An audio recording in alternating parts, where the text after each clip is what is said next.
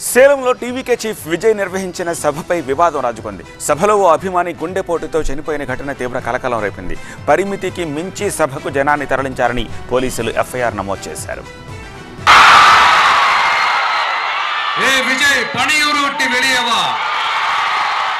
ప్రజా వ్యతిరేక డిఎంకే ప్రభుత్వాన్ని ఓడించడం తమకు పట్టం కట్టడం ప్రజల నిజమైన కళ అని టీవీకే అధినేత విజయ్ అన్నారు. రాబోయే ఎన్నికలో తనకు ముఖ్యమంత్రి స్టాలిన్ కు మధ్య ప్రత్యక్ష పోటీ అని తెలిపారు.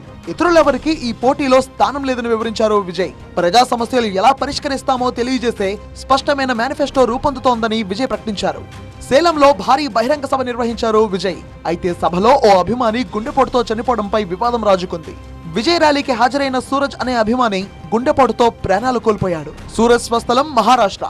ఉపాధి నిమిత్తం అతడు కొన్నేళ్ల క్రితం కుటుంబంతో సహా సేలంకి వచ్చాడు. కొంతకాలంగా అతడు గుండె సంబంధిత సమస్యలతో బాధపడుతున్నట్టుగా కుటుంబ సభ్యులు వెల్లడించారు. కరూరు తొక్కిసలాట వంటి పరిస్థితులు తలెత్తకుండా విజయ్ ర్యాలీలో కట్టుదిట్టమైన భద్రతా చర్యలు చేపట్టినట్టుగా పోలీసులు వెల్లడించారు. సేలంలో అనుమతి తీసుకున్న దానికంటే ఎక్కువ మంది నిర్వాహకులను అనుమతించడం వల్ల వేదిక ప్రాంగణం కిక్కిరిసిపోయిందని తెలిపారు. 5,000 మందికి మాత్రమే పరిమితి ఉంటే దాదాపు 7,000 మందిని తరలించారని చెప్పారు. ఈ ఘటనపై ఎఫ్ఐఆర్ నమోదు చేస్తామన్నారు.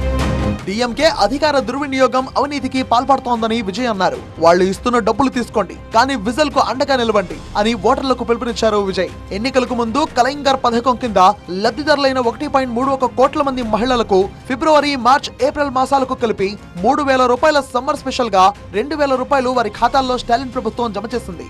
డిఎంకే ఒక దుష్ట శక్తి అని, టీవీకే మంచి చేసే పార్టీ అని అన్నారు. మంచికి ఓటు వేస్తారా, దుష్ట శక్తికి ఓటు వేస్తారా అని ప్రశ్నించారు. ஆட்சி அதிகாரத்துல பங்கெல்லாம் தமிழ்நாட்டுல ஒத்து வராது அப்படின்னு சொல்றாரு.